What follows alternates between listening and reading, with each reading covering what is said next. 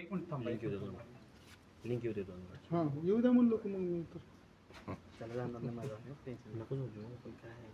हां यस. एक मिनिट. अरे झीचा बूम कुठं आहे? हिरवीच दिसायला आहे तुम्हाला टेबलवर आणि जरा घे की काय इथं माझ्या हातात आहे. यांच्याकडे आत्ताकडे थोडं आहे पलीकडे सर. मी दुसरं दादा तू येत पण नाही समोर येतो परत घेतो तुला घेतो आम्ही व्हिज्युअल मध्ये बूम दिसत नाही झालं का?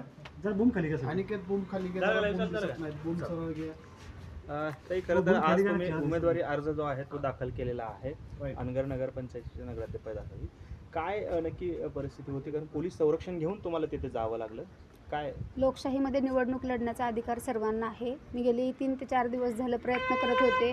अनगर नगरपंचायत येते नगराध्यक्षपदासाठी मी उमेदवारी अर्ज दाखल करायचा होता. मी त्यासाठी इच्छुक होते, पण गेली 4 दिवस झालं मला ते उमेदवारी अर्ज दाखल करता येत नव्हता. कारण रस्त्याने सगळे ट्रॅक्टर्स, वेगवेगळ्या गाड्या, वेगवेगळ्या रस्त्याने माणसं काही उभा केलेली होती, त्यामुळे आम्ही तिथे जाऊ शकत नव्हतो. आणि पोलीस संरक्षण 2-3 मी मागत होते तर मला पोलीस संरक्षण दिलं जात नव्हतं. मी कालही प्रयत्न केला तर एक 10 ते 15 गाड्या माझ्या मागं परत पाठलाग करत आल्या.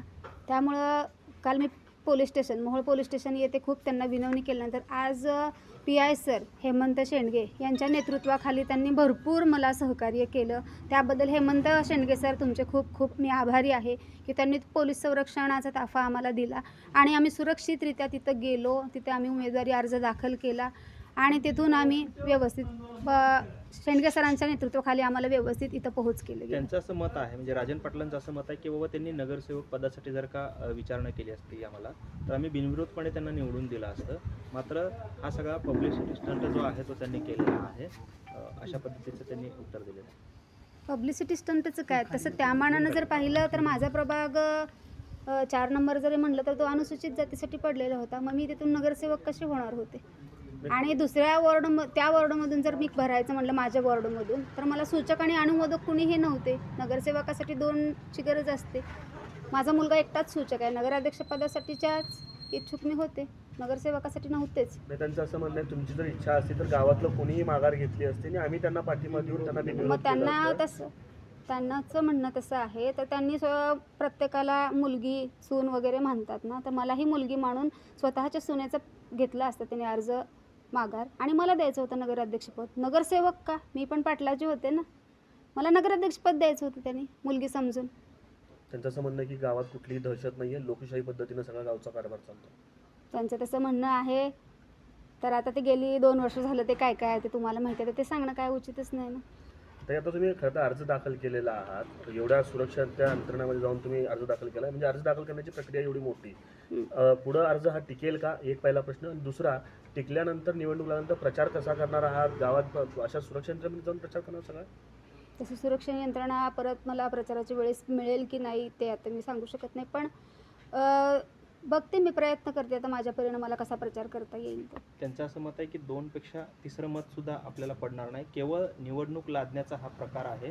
आणि त्यांनी उमेश पाटील असतील किंवा अजित पवार यांच्यावरती ठपका ठेवलेला आहे की यांना या गावामध्ये दंगल घडवायची किंवा गुन्हे घडवायचे म्हणून अशा पद्धतीने ही निवडणूक लादली आमच्यावरती तुमच्या माध्यमातून. आता राष्ट्रवादी काँग्रेस पक्षाचे राष्ट्रीय अध्यक्ष अजितदादा पवार आणि प्रदेशाध्यक्ष सुनीलजी तटकरे आणि सोलापूर जिल्ह्याचे जिल्हाध्यक्ष राष्ट्रवादीचे उमेशदादा पाटील यांच्याकडे मी 5 ते 6 दिवसापूर्वी मागणी केली की मी तुमच्या पक्षाकडून उमेदवारी अर्ज मागू इच्छिते. मग ते म्हणले ठीक आहे आम्ही देतो. मग त्यांना तो पक्ष एकतर ते म्हणतात की शिस्तीचा पक्ष नाही आहे. आता ज्या शिस्तीचा पक्ष आहे तिथं गेले, मग त्यांची शिस्त कशी होती की एका विधवा महिलेला 4 ते 5 दिवस झालं ते अर्ज भरू देत नव्हते. आणि मग गुंडगिरी कुठं आहे, दंगलशाही कुठं आहे ते मी बोलणं उचित नाही. ते खूप मोठे व्यक्ती आहेत. आता तुमचे ठीक आहे, तुम्ही फॉर्म भरला, तुमचा अर्ज समजा वैध झाला, तर प्रचारामध्ये तुम्ही काय मुद्दे मांडणार त्या अनगरच्या लोकांसमोर, काय तुम्ही मुख्य उद्दिष्ट त्या लोकांना सांगणार, काय म्हणून मतं मागणार? सर्वप्रथम तर मी महिलांबाबत बोलणार, कारण महिलांबाबत होत असतात अन्याय अत्याचार. काही महिला उघडपणे बोलून दाखवतात, काही महिला बोलून दाखवू शकत नाहीत, त्या आतल्या आतमध्ये कुचल्या जातात. पण काही मी असा प्रयत्न करेन की महिलांना उघडपणे बोलता यावं. आणि दुसरं झालं तर माझा भरपूर तिथे शेतकरी वर्ग आहे, शेतकरी यांच्या मी खूप समस्या सोडवण्याचा प्रयत्न करेन आणि शिक्षणाच्या बाबतीत जसं माझ्या मुलाचं जरा थोडंफार झालेलं आहे तसं इतर मुलांच्या शिक्षणाच्या बाबतीत काय होऊ नये ही दक्षता मी घेईन. तुम्ही महिलांचा विषय म्हणला, तुम्हाला त्या ठिकाणी अनगरच्या महिला ज्या आहेत त्या फुलं देण्याचा प्रयत्न करत होत्या. त्यांचं मत असं होतं की अनगरमध्ये महिला सुरक्षित आहेत, त्यांनी तुम्हाला फुलं देण्याचा पण प्रयत्न केला आहे.